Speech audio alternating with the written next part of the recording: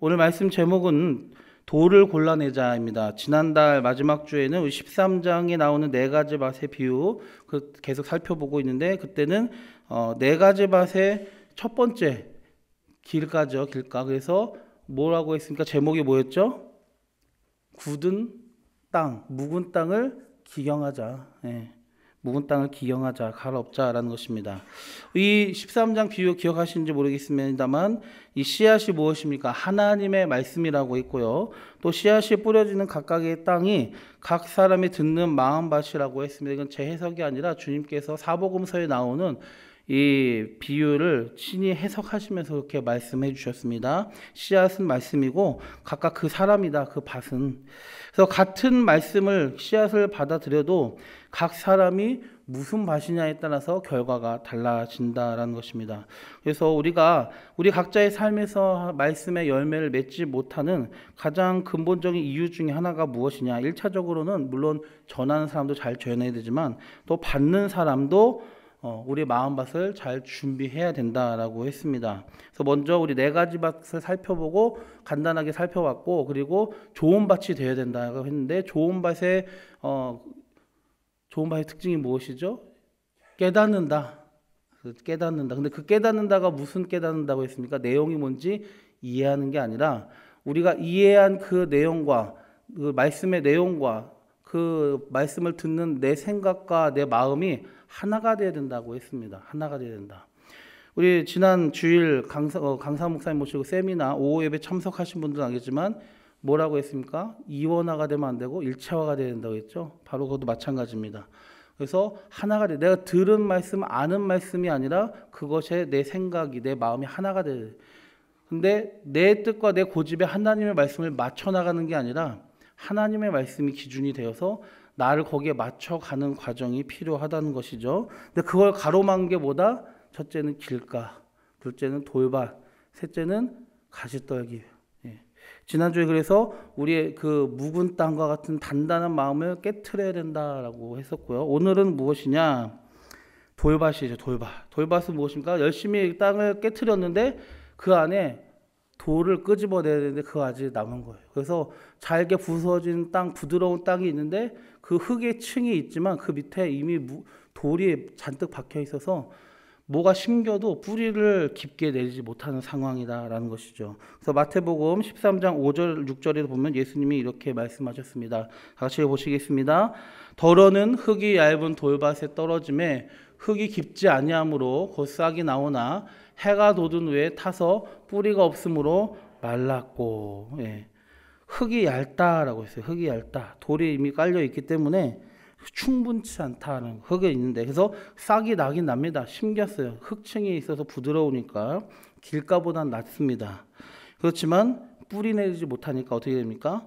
해가 돋은 후에 버티지 못하고 타 죽었다라는 거예요. 이 햇빛은 무엇을 의미할까요? 환난과 박해와 고난과 시련이겠죠. 그래서 그 고난을 잘 버티면 오히려 어떻게 됩니까? 성장하게 되지만 그렇지 못하면 쓰러지고 마는 거예요. 다 사그라듭니다. 태양이 없을 수는 없어요. 필요합니다. 중요한 것은 잘 버티며 자라나는 것이죠. 오늘 본문 말씀을 보면 돌밭에 해당하는 이 사람은 하나님의 말씀을 들을 때 어떻게 듣는다고 했습니까? 기쁨으로 받아들여요. 말씀을 들을 때 즉시 기쁨으로 받아들였지만 끝까지 버티지는 못합니다. 은혜를 받는 건 순간적이지만 그 은혜 받은 대로 살지 못하고 금세 포기해버린다 이거예요. 받는 것도 포기하는 것도 금방. 말씀을 듣기만 한 것이 아니라 받아들이고 싹도 나서 길가보다는 낫지만 그러나 아쉬운 점이 많습니다. 이 말씀의 씨를 받아들일 흙은 있지만 약간밖에 없습니다. 충분치 않아요.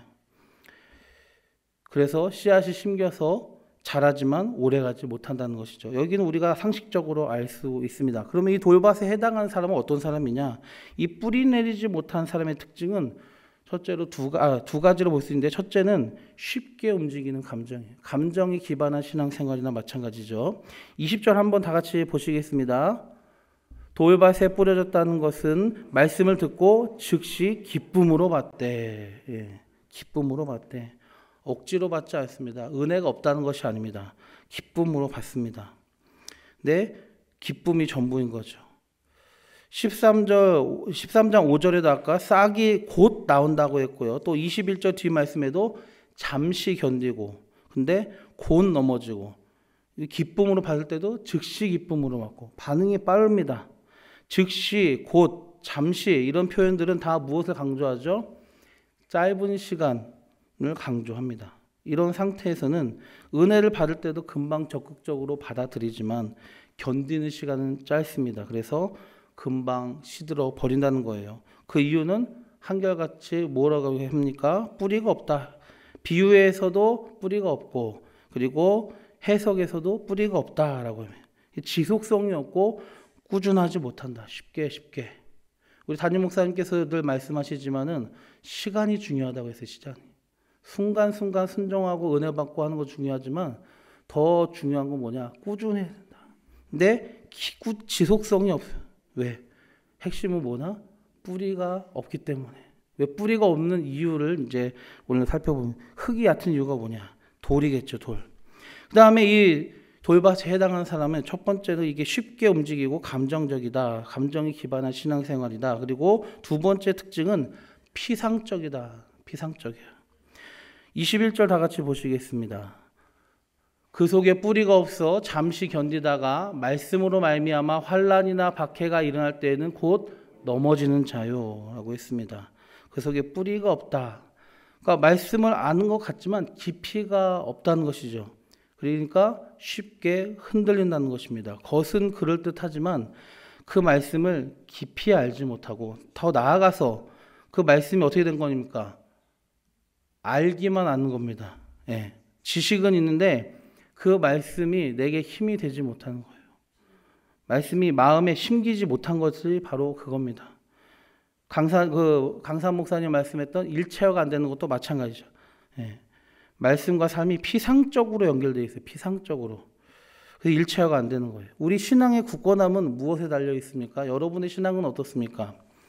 기분이나 어떤 열정적인 감정에 달려 있었진 않았습니까? 그런 면이 혹시 없었습니까? 신앙생활에 있어서 감성이 중요하지 않다는 말은 아닙니다. 필요 없다는 것도 아니죠.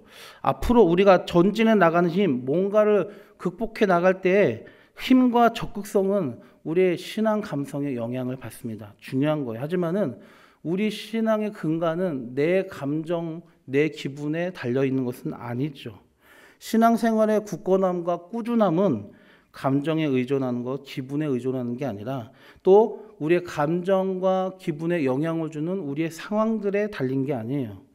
뭡니까? 하나님이 우리에게 약속으로 주신 기록된 하나님의 말씀만이 우리 신앙의 근간이란 것이죠. 내 신앙생활의 기준을 어디다 두느냐, 뿌리를 어디다 박느냐. 하나님 말씀이 있어야 되는데 기분 따라, 감정 따라 하지만 안 된다는 것입니다. 왜? 기분과 감정들, 내 마음 상태들은 사람들 우리의 어디에 영향을 많이 받습니까? 날 힘들게 하는 사람들과 날 힘들게 하는 주변의 환경과 여건들, 이런 거에 영향을 받을 수밖에 없기 때문이에요. 그래서 우리가 환경이 쉽게 무너지는 것입니다. 우리 기반이, 신앙의 기반이 말씀이 있지 않기 때문에. 그럼 왜 말씀이 없느냐? 뿌리 내리지 못한 얘기, 지식이 없다는 얘기 아니에요. 성경 1독, 2독, 3독하고 말씀을 잘 챙겨 들어도 일체화가 안 된다는 것이죠. 그러니까 뿌리 내리지 못하는 거예요. 이 돌밭에 해당하는 사람은 말씀을 받아들일 때 기쁘게 받아들인다고 했습니다. 기쁘게 받아들인다. 쉽게, 즉시. 특히 어떻게 얘기입니까? 기쁘게라는 건 뭡니까? 말씀을 들을 때 은혜를 받았다는 얘기예요. 근데 뿌리 내리지 못했다는 얘기죠. 근데 중요한 것은 이 사람들의 특징은 뭐냐? 자기에게 좋은 것이에요. 자기에게 좋은 것. 그래서 기쁘게 받아들이죠. 하나님의 진리의 말씀이 내 영혼에 깊이 들어와서 나의 생각과 마음을 하나님의 말씀대로, 나의 삶을 하나님의 말씀대로 변화시키는 것을 허용하지는 않는다 이거예요. 그러니까 지식에 머무르는 거예요. 하나님의, 다시 말씀드리겠습니다. 하나님의 진리의 말씀을 듣습니다. 그런데 그 영혼에 깊이 들어가서 우리의 원래 갖고 있었던 생각과 마음, 기준, 나의 삶의 방식들을 하나님의 말씀대로 맞추어서 변화시키는 것을 거부한다는 것입니다. 하나님이 내게 무엇을 원하시는지는 알지만 그거를 그 하나님의 뜻이, 그 말씀이 나를 변화시키는 것을 허용하지는 않는다. 막고 있는다. 그게 뭘까요? 그게 돌덩이죠. 기쁘게 은혜 받고 즉시 은혜 받고 즉시 기쁘게 받아들인다는 얘기는 뭐예요? 자기 귀에 알맞는 것만 받아들이는 거죠. 그런데 받아들여도 그걸로 계속해서 날 바꾸지 않고 귀에 듣기 싫은 말은 받아들이려고조차 하지 않는 겁니다. 이것이 뿌리가 없는 상황이며 오늘 본문 말씀처럼 그저 조급하게 이루어진 것밖에 안 되는 겁니다. 그럼 어떻게 돼요? 어려움이 닥쳐올 때 견디지 못하는 거예요. 특히 말씀으로 인해서 우리가 환난이나 박해가 일어날 때 넘어진다라고 오늘 22절에 21절에 그렇게 쓰여 있었습니다. 말씀을 들을 때 거기에 뜨겁게 반응하지만 삶을 살아가면서 현실 속에서 그것을 잊어버리거나 또는 기억하더라도 말씀대로 사는 데 필요한 각오와 희생과 포기해야 되는 것을 두려워하고 부담스러워하는 거죠. 그러니까 하나님의 말씀대로 나를 완전히 변화시키는 것을 거절하는 거예요. 그리스도인, 예수님의 제자로서 인생을 살면서 우리는 인생에서 싸워 나가야 될 것이 많습니다. 우리를 둘러싼 환경에 녹록치 않음도 그렇고요. 그리고 우리 자신의 연약함도 그렇습니다. 그것이 우리가 이 땅에서 살아가면서 우리의 인생 가운데 우리가 경험해야 되는 현실이에요. 근데 그런 상황 가운데 뿌리내리지 못한 반짝하는 신앙생활, 그리고 내가 원하는 나를 기쁘게 하는 말씀으로만 살아가려고 한다면은 우리가 시험과 고난을 겪고 견디지 못하게 될 수밖에 없다는 것입니다. 우리 마음밭에 남아있는 돌이 우리를 그렇게 만들어 가는 거예요. 그럼 이 돌은 무엇일까요? 우리 안에 남아있는 이 돌은 무엇일까요? 바로 자기 중심성이에요. 자기 중심성. 왜 자기 중심성일까, 돌이? 여기서 자기 중심성은 특별히 어려움과 힘듦과 수고와 희생과 번거로움을 싫어하고 손해보지 않으려고 하고 편안하고 편리하고 안 귀찮은 것만 추구하는 마음이에요. 왜요? 인간이 그렇잖아요. 인간의 본성 아닙니까? 너 하고 싶은 대로 살아라 했을 때 불편하고 편안하지 못하고 손해보려고 하고 힘들고 어렵고 수고롭고 번거로운 것을 즐겨하는 사람이 누가 있습니까? 돈 벌려고도 그런 짓을 잘 안 하려고 하잖아요. 그래서 3D 업종은 사람들이 많이 안 찾죠. 돈을 준다고 해도 잘 안 하려고 하는데 너 마음대로 살아라 라고 했을 때 사람들이 그렇게 선택하지 않는다고 해요. 손해보지 않으려고 합니다. 어려운 거 피하고 쉬운 거, 편리한 거, 편안한 거, 안 귀찮은 거, 내가 희생하고 양보하고 수고하고 번거로운 거 다 피한다고요. 자기 중심성을 가지고 살아가는 사람들은 자기 하고 싶은 대로 살고요. 하고 싶은 대로 신앙생활하고 그 모습이 바로 이거예요. 편함, 안 귀찮은 거, 쉬운 거, 자기 유익만 구하게 되는 거예요. 내 유익. 그게 뭡니까? 자기 중심성은 자기가 우상이 된 거예요. 자기를 위한 삶을 사는 겁니다. 그래서 그런 사람은 신앙생활을 한다 하더라도 예수님이 말씀하신 좁은 문, 좁은 길로 가지 못하고 크고 편한 문, 편한 길만 추구하고요. 자기 십자가를 지고 주님을 따르지 못합니다. 자기를 부인하는 건 당연히 못하겠죠. 십자가를 질 마음도 없는 거죠. 그렇기 때문에 말씀을 듣고 반응을 해도 일시적이고 피상적이 되어버리는 것입니다. 그렇다면 해결책은 무엇일까요? 뻔하죠. 남아있는 돌을 골라내야 돼요.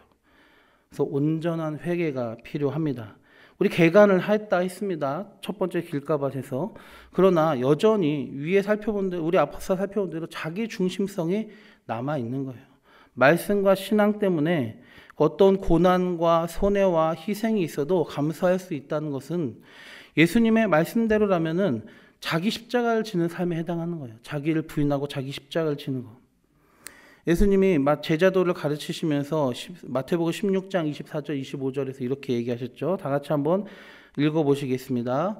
이에 예수께서 제자들에게 이르시되 누구든지 나를 따라오려거든 자기를 부인하고 자기 십자가를 지고 나를 따를 것이니라. 누구든지 제 목숨을 구원하고자 하면 잃을 것이요 누구든지 나를 위하여 제 목숨을 잃으면 찾으리라. 아멘. 예수님께서는 신앙생활, 그리스도인의 삶, 그리스도인의 신앙, 그것이 교회 밖이든 교회 아니든 성도의 삶을 쉽다고 하지 않으셨습니다. 자기를 부인해야 되고요. 십자가를 져야 되고 주님이 가신 그 길을 따라야 되는 거예요. 그러면서 말씀하신 게 목숨을 구원하고자 하면 잃을 것이요. 자기 목숨을. 주님을 위해서 자기 목숨을 포기하면 오히려 찾게 된다라고까지 말씀하실 정도로 우리가 살아가고 우리 그리스도인으로서 이 세상에서 신앙생활 제대로 하는 것은 쉬운 일이 아니라는 거예요. 그런데 자기를 철저히 부인하지 않으니까 우리 안에 자기 유익과 편안함만을 우선적으로 추구하는 그 자기 중심성이라는 돌이 남아있고, 그래서 우리는 계속해서 십자가를 지고 가신 주님만 바라보지만 따라가지 못하는 거죠. 주님이 십자가를 지는 것을 보았지만 내 십자가는 안 지려고 하는 거죠. 주님께서 자기를 부인하고 죽기까지 복종을 시키셨지만 스스로를 우리는 자기를 부인하지 못하고 있는 거죠. 예. 자기 유익과 편안함을 포기하기 싫으니까요. 우리 자신을 잘 살펴봅시다. 그리고 철저하게 회개해야 됩니다. 내가 지금 내 삶과 내 신앙의 영역에서 하고 싶은 대로 하진 않는가? 특히 편하게, 쉽게, 모든 면에서 단순히 내가 봉사하지 않고 이런 면을 떠나서 이런 것이죠. 내가 미워하는 사람을 내가 용서하고 사랑해야 되는데 먼저 다가가야 돼. 근데 내가 쪽팔리고 자존심이 상한데 그 자존심 상한 것과도 주님의 십자가에 주님께서 자기를 부인하고 십자가를 진 거에 비하면 사실은 아무것도 아니지만 그 나에게는 그게 내 십자가를 지고 나를 부인하는 신앙생활입니다. 근데 그거를 주님은 했는데 나는 못하고 있으니까 못 따라가는 거죠. 쉬운 것만 찾으면 절대 그걸 할 수가 없습니다. 그거를 할 수 있도록 그거를 못하게 막고 있는 내 자존심을 내려놓고 그걸 깨트리는 철저한 회개가 필요하다는 거예요. 회개는 단순히 눈물을 뽑아내는 게 아니라 죄를 버리고 죄로부터 돌이키는 게 회개입니다. 철저한 회개란 철저하게 자기 중심성을 무너뜨려야 돼요.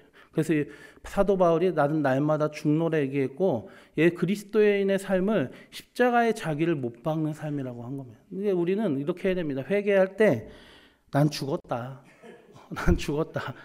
내가 살아있으니까 문제다. 내가 살아있으니까 반만 죽어서, 여러분 제사 드릴 때에 소나 양을 잡는데 특히 소를 잡는다고 칩시다. 재물이 죽지 않으면 어떻게 되죠? 소를 한 방 칼로 찔렀습니다. 근데 죽이지 않았어요. 성막은 난리법석이 날 거예요. 소가 다 제사장 들이받고, 예. 반만 죽은 성도가 밖에서도 안에서도 난리를 치는 거가 되겠죠. 사랑하지 못하고 양보하지 못하고 내 자존심을 죽이지 못하고. 그렇기 때문에 우리는 반만 죽은 성도, 완전히 죽은 성도, 철저하게 회개하되 나의 자기 중심성, 그리스도께서 이제 내가 사는 게 아니라 그리스도께서 살아가는 삶인데 여전히 내가 살아가는 그 삶 철저하게 포기하기 위해서 날마다 십자가에 죽는 사도 바울이 말한 것처럼 우리도 그런 삶을 살아야 되지 않겠습니까? 그래서 필요한 게 철저한 회개입니다. 날마다 우리 안에 남아있는 자기 중심성을 만약에 발견하신다면 그것이 어떤 영역이 됐든 인간관계의 영역이든 재물의 영역이 되었든 그것이 내 습관의 영역이 되었든 그것이 내가 그리스도를 온전히 따라가는 데 있어서 내가 정말 내 안에 남아있는 돌덩이라면은 그것을 쪼개고 깨부수고 드러내는 그러한 관리가 필요한 거죠. 철저한 회개가 우리에게 필요합니다. 두 번째는 무엇입니까? 철저한 회개가 자기 부인뿐만이 아니라 이제는 성도의 시험과 고난, 그리고 성도가 말씀대로 살기 위해서 각오해야 될, 포기해야 될, 내려놓아야 될 그런 어려움들과 희생 이런 것들에 대해서 올바른 지식이 있어야 돼요. 오해하지 말고. 그래야 말씀을 지키면서 살아갈 때 겪게 되는 세상과의 충돌과 나 자신의 고집과의 충돌 그리고 환경과의 충돌을 포기하지 않게 될 수가 있는 거죠. 올바른 지식이 있어야 됩니다. 성도가 말씀대로 살려고 할 때 겪어지는 시험과 고난은 물리적이며 직접적인 것만 있는 것은 아니에요. 지금은 고대 로마 제국에 박해가 있는 그런 시대가 아닙니다. 또 특별히 우리 대한민국은 헌법적으로는 신앙의 자유가 보장이 되어 있습니다. 예, 그렇죠. 이슬람권과 같지가 않아요. 그렇기 때문에 우리가 말씀대로 살려고 할 때 겪게 된 시험과 고난이 물리적이면서 직접적인 것만 있는 건 아니에요. 하지만은 인간관계 속에서는 우리가 충분히 겪을 수가 있고, 또 지난 얘기지만은 우리가 10월 27일 날 모이기도 했지만은 기독교인들이 성경대로 사는 것이 이제는 정치권에서도 핍박과 놀림의 대상이 되지 않았습니까? 기독교 탈레반이라는 얘기 들어보셨죠? 창조론, 하나님께서 천지를 창조하셨다라는 것을 믿는 거, 동성애는 죄다, 성경을 성경대로 믿는 거, 그리고 그 구원의 길은 예수님밖에 없다. 그렇게 하면은 그냥 기독교 탈레반, 테러리스트와 같은 극단주의로 우리를 몰아가는 게 지금 세상이에요. 예. 진정한 신앙생활, 성경대로 믿는 게 잘못된 거라고 말하고 있는 게 세상입니다. 그리고 그거를 거기에 동조해가지고 타협하는 게 깨어있는 그리스도인이라고 그렇게 착각하게 만듭니다. 많은 성도들이 자기가 배운 거는 그게 아닌데도 불구하고 세상 사람들과 대화하고 얘기하면서 편을 들어주는 거예요. 그쪽 편을. 왜? 욕먹기 싫으니까. 비웃음 당하기 싫다 이거죠. 무시당하기 싫다. 예. 그런 상황이에요. 그렇기 때문에 시험과 고난이 없는 것은 아니에요. 또 말씀대로 사는 신앙으로 우리가 손해보게 되는 게 없는 것도 아닙니다. 그렇게 여겨질 때도 여기에 당연히 포함이 되겠죠. 근데 그 부분에 대한 올바른 지식이 있어야 돼요. 일단 우리가 사는 세상이 공중권세 잡은 자가 하나님의 주권 아래서 우리에게 계속해서 영향력을 끼치려고 하는 세상이란 것은 우리가 기본적으로 알고 있어야 됩니다. 그러니까 경건하게 살기 위해서는 박해가 있을 수밖에 없는 상황이다. 게다가 그것뿐만 아니라 말씀대로 살기 위해서는 어떻게 됩니까?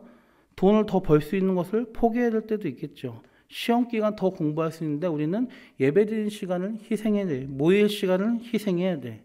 신앙생활을 철저하게 하기 위해서 우리는 돈이나 공부에 덜 투자할 수밖에 없어요. 둘을 다 챙기기 위해서는 어떻게 됩니까? 그러면은 휴식을 줄이든지. 근데 쉬는 것도 싫어. 쉬는 것을 줄이기도 싫어. 돈 덜 버는 것도 싫고 공부 덜 하는 것도 싫어. 그럼 뭘 포기해요? 예배 시간을 포기하는 거죠. 기도하는 시간 포기하고 모이는 시간 포기하고. 근데 다 챙기기 위해서는 쉽지가 않아요. 뭔가를 포기해야 돼. 그게 말씀대로 살기 위해서 우리가 대가를 치러야 되는 거죠. 내가 여가와 노는 것들을 또 포기해야 돼요. 사람들 만나는 것도 포기해야 돼요. 결혼식 여행 가는 거 포기할 수도 있습니다. 신앙생활하고 말씀대로 사는 것 때문에 다른 사람의 눈치를 봐야 될 수도 있어요. 또 양보하고 배려하고 양보하기 싫더라도 양보해야 돼. 그리고 양보하기 싫은 마음이 사라지도록 또 기도해야 돼. 우리가 자기 권리를 또한 포기할 줄도 아는 게 그리스도인의 삶이에요. 사도 바울이 그랬잖아요. 그래서 성도 간에는 뭐라고 합니까? 외부 사람들처럼 소송도 하지 말래. 그런 상황들이 여기에 포함돼요. 말씀대로 사는. 그리고 우리가 사는 세상은 예수님이 말씀하신 것처럼 무리를 미워하는 세상이죠. 요한복음 15장 18절에 19절에 보면 이렇게 되어 있습니다. 함께 보시겠습니다. 세상이 너희를 미워하면 너희보다 먼저 나를 미워한 줄을 알라. 너희가 세상에 속하였으면 세상이 자기의 것을 사랑할 것이나 너희는 세상에 속한 자가 아니요 도리어 내가 너희를 세상에서 택하였기 때문에 세상이 너희를 미워하느니라. 아멘. 예수님이 제자들에게 말씀하신 거예요. 세상이 너희를 미워한다. 그런데 그 이유는 너희보다 나를 먼저 미워하기 때문에, 너희가 내게 속했기 때문에, 그리고 너희가 원래 세상에 속했지만 이제 내가 너희를 세상에서 택해서 구별했기 때문에 세상이 너희를 미워한다라는 겁니다. 그리스도인에게, 예수님의 제자의 성도는 세상에 살고 있지만 세상에 속한 자가 아니기 때문에 미워하는 상황은 당연히 올 수밖에 없다. 예. 경건하게 살고 말씀대로 생각하고 말하고 살아가면 미움받고 비웃음 당하는 것은 당연하다는 것이죠. 지금 상황에도 이제는 점점 당연한 것이 되어가고 있습니다. 종교의 자유가 있다고 한 자유민주주의 국가이지만 공공연하게 이제는 그것이 진행이 되고 있고, 특별히 이제 영국 같은 경우는 아예 사회적으로 차별과 박해도 공공연하게 일어나고 있어요. 그런데 하나님의 자녀이기에 하나님께서는 왜 이런 것들을 우리에게 허락하신가? 우리가 신앙생활할 때 왜 이런 세상에 우리를 미워하고 그 가운데 우리가 성경대로 살기 위해서는 포기해야 될 것도 많고 감수해야 될 것도 많게 되는가? 또 고난과 시련과 시험이 계속해서 있는가? 하나님의 자녀인데, 하나님의 자녀이니까 하나님은 그것을 우리에게 허락을 해주셨다는 그런 생각을 온전히 가져야 됩니다. 그러니까 하나님의 자녀라면 당연히 시험이 없어야 된다. 하나님의 자녀라면은 당연히 고난이 없어야 된다. 하나님의 자녀라면은 성경대로 살기 위해서 포기될 것이 있을 필요가 없다. 편안하게 신앙생활할 수 있다. 이런 생각을 버리란 말입니다. 예. 하나님의 자녀이기 때문에 오히려 더 하나님은 그런 것을 우리에게 허락하신다는 것을 알아야 돼요. 왜? 우리가 강해지고 성숙해지기 위해 하나님은 우리를 온실 속의 화초로 키우시기 위해서 세워주시지 않았습니다. 이 악한 세상을 극복하고 이겨낼 수 있는 존재가 되기를 원하시는 거예요. 그래서 세상을 감당하지 못하는 성도들이 아니라 세상이 감당 못하는 믿음의 사람이 되게 하고자 우리에게 자라게 하기, 우리를 강하게 하기 위해서 고난과 시험도 허락하시고 말씀대로 사는데 이러이러한 포기하고 이렇게 힘든 것들도 있다. 하지만 그것을 너희가 감당하면서 너의 믿음이 더욱더 강해져야 된다. 우리에게 도전하고 계시는 거죠. 야고보서 1장 2절에서 3절에 보면 이런 말씀이 있습니다. 내 형제들아 너희가 여러 가지 시험을 당하거든 온전히 기쁘게 여기라. 이는 너희 믿음의 시련이 인내를 만들어내는 줄 너희가 알미라. 신앙생활 제대로 신앙생활 하는데 편하게 살 수 있다? 그런 착각은 하지 말아야 된다고 했죠. 내가 신앙생활 하는데 지금 편하다, 아무 문제 없다, 그러면은 기뻐할 게 아니라 이상하게 여겨야 됩니다. 지금 시험 당한 것은 오히려 기쁘게 여기라고 하고 있어요. 또 고린도전서 10장 13절에는 사람이 감당할 만한 시험 밖에는 너희가 당한 것이 없나니 오직 하나님 믿부사 너희가 감당하지 못할 시험 당함을 허락하지 아니하시고 시험 당할 즈음에 또한 피할 길을 내사 너희로 능히 감당하게 하시느니라. 아멘. 온갖 시험과 또 마귀의 유혹이 이 세상에 살고 있는 우리에게는 하나님의 허락 가운데 진행이 된다는 것입니다. 사탄은 사람들로 하여금 하나님께서 멀어지고 그들이 결과적으로 불행하게 하기 위해서 환난과 박해와 고난을 주지만 하나님은 아니다 이거예요. 하나님도 우리 자녀된 우리들을 그냥 시련과 고난 가운데 내박쳐 두는 것 같지만 그게 아니라 왜 그걸 허락하시냐? 성도들을 연단하고 강하고 성숙하게 성장시키기 위해서 고난과 시련을 허락하신다는 거죠. 하나님 우리 믿는 모든 자들에게 합력하여 선을 이루어 가시도록, 그것도 모든 것이 합력하여 선을 이루어 가시도록 역사하시는 하나님이십니다. 이 말씀을 기억하시죠? 우리 한번 암송할 수 있는 분들은 암송 같이 하셨으면 좋겠는데요. 로마서 8장 28절. 우리가 알거니와 하나님을 사랑하는 자 곧 그 뜻대로 부르심을 입은 자들에게는 모든 것이 합력하여 선을 이루느니라. 네. 여러분도 알고 계십니까? 그리고 믿고 계십니까? 하나님을 사랑하는 자 곧 그 뜻대로 부르심을 입은 자들 곧 성도들에게는 모든 것이 합력하여 선을 이루느니라. 아멘. 그렇다면은 이제까지 우리가 읽어본 그 말씀들을 기억하면서 이제는 시험과 고난과 그리고 또 특별히 말씀대로 살기 위해서 우리가 포기하고 막 겪어야 되는 그 모든 것들에 대해서 부정적인 생각하지 말고 신앙생활을 쉽게 편하게 하고 싶은 대로 하려는 마음을 버리고 이제는 그래, 이 신앙생활할 때 이런 고난과 어려움 당연히 있는 거다. 그리고 하나님께서는 그 가운데서도 모든 것이 합력하여 선을 이루게 하신다. 그렇기 때문에 우리는 신앙생활을 쉽게 편하게가 아니라 말씀대로 제대로 하기 위해 힘쓰는 자들이 되어야 된다. 그렇게 마음을 먹었으면 좋겠습니다. 예.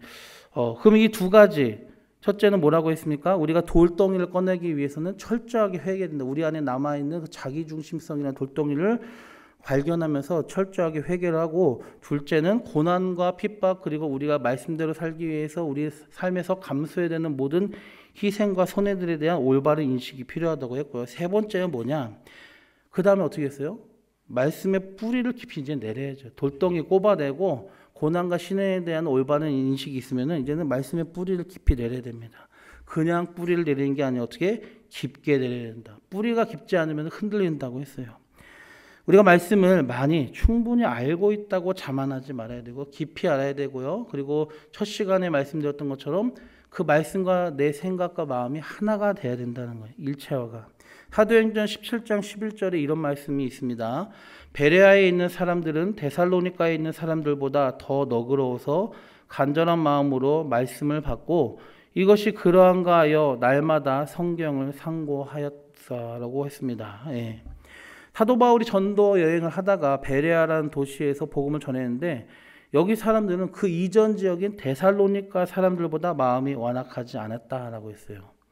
데살로니가에 있는 사람, 특히 유대인들과 그 유대인들의 선동으로 바울을 핍박하던 사람들은 죽이려고 해서 돌로 치려고 하고 죽이려고 하고 그래서 쫓겨 내려와서 베레아까지 갔는데 베레아 사람들은 오히려 완악한 마음이 아니라 옛날 성경의 신사적인 마음, 또 요걸 본문에서는 너그러운 마음으로, 그 다음에 간절한 마음으로 말씀을 받을 때 간절한 마음으로, 그리고 어떻게 했습니까? 그걸 끝난 게 아니고 이것이 그러한가 하여 날마다 성경을 상고하였다. 성경을 찾아보고 연구했다. 듣는 걸로 끝난 게 아니라 간절하게 말씀을 받아들이고 배운 것을 확실하게 하기 위해서 이것이 진짜 그러한가 하면서 날마다 성경을 공부했다라는 거예요. 왜냐하면 말씀을 배우는데 일단은 게을러서는 안 됩니다. 그리고 말씀을 아는데 그쳐서도 안 됩니다. 하나님의 말씀이 내 생각과 마음과 내 삶을 변화시키려고 할 때에 그것을 거부하지 말아야 된다고 했습니다. 왜 거부한다고 했어요? 우리의 돌덩이 때문에. 그것을 버리고 회개하고 시험과 환난에 대한 올바른 인식을 갖췄으면 이제는 거부하지 말아야 된다. 그래서 하나님의 말씀에 빠삭한 사람이 아니라 하나님의 말씀에 투철한 사람이 되어야 됩니다. 우리가 100을 알지 못해도 내가 아는 10개밖에 모른다 해도 그 10개대로 사는 사람이 되지 100개를 안다고 해도 하나도 제대로 순종하지 못하는 사람이 그 어떻게 되겠습니까? 열을 알면은 그 열에 투철한 사람이 되었으면 좋겠습니다. 우리 신앙과 삶의 기반은 우리 감정도 기분이 아닙니다. 그리고 내가 편안하게 누리는 그런 것도 아니에요. 그리고 내게 영향을 주는 환경과 여건들도 아닙니다. 우리는 오직 말씀에 의존해야 됩니다. 그렇게 해서 참된 제자로 살아가길 주님의 축원합니다. 말씀을 정리합니다. 만약에 우리의 삶에서 자기 만족과 유익이 우선이라면 우리는 아직 우리의 마음속에 자기 중심성이라는 돌을 깊숙이 박아놓고 살아가는 건 돌밭에 해당한다는 것을 깨달아야 됩니다. 좋은 밭이 되기 위해선, 그래서 말씀이 뿌리 내려서 나를 변화시키기 위해선 철저한 회개를 날마다 해야 돼. 내 안에 남아있는 것들을 뽑아내는 회개가 필요하고 자기 부인의 그런 훈련이 필요한 것입니다. 밭을 개간하고 좋은 밭을 만들고 그 좋은 밭을 유지시키는 데는 한 번에서 되는 게 아니라 계속해서 밭을 지켜나가야 되잖아요. 가꿔야 되잖아요. 방치하면 황폐화되는 게 밭입니다. 그렇기 때문에 계속해서 나오려고 하는 내 죄의 쓴뿌리, 자기 중심성, 자기 하고 싶은 대로 신앙생활하고 편하고 쉬운 방법만 찾는 그것들을 날마다 발견해서 깨트리고 뽑아내는 철저한 회개와 자기 부인의 훈련을 통해서 우리 밭을 좋은 밭으로 만들어냈으면 좋겠습니다. 그리고 우리가 특별히 그렇게 우리의 삶을 살펴봤을 때 구체적으로 그럼 내 삶에서 지금 내가 열매 맺는 것을 방해하는 것이 무엇인가? 내가 지금 손해보는 거 싫어하는 마음이 있는가? 번거로움을 기피하고 있는가? 어떤 희생을 내가 지금 안 하려고 하는가? 내 자존심을 안 내려오려고 하는가? 지금 우리의 삶에 남아있는 자기중심적인 마음을 우리가 찾아봐야 됩니다. 여러분의 삶에서 한번 자기의 삶을 살펴보시고 그것이 존재하면은 완전히 뽑아내는 철저한 회개를 해나갔으면 좋겠습니다. 그래야 해서 좋은 밭이 되어나가길 주님의 이름으로 축원합니다.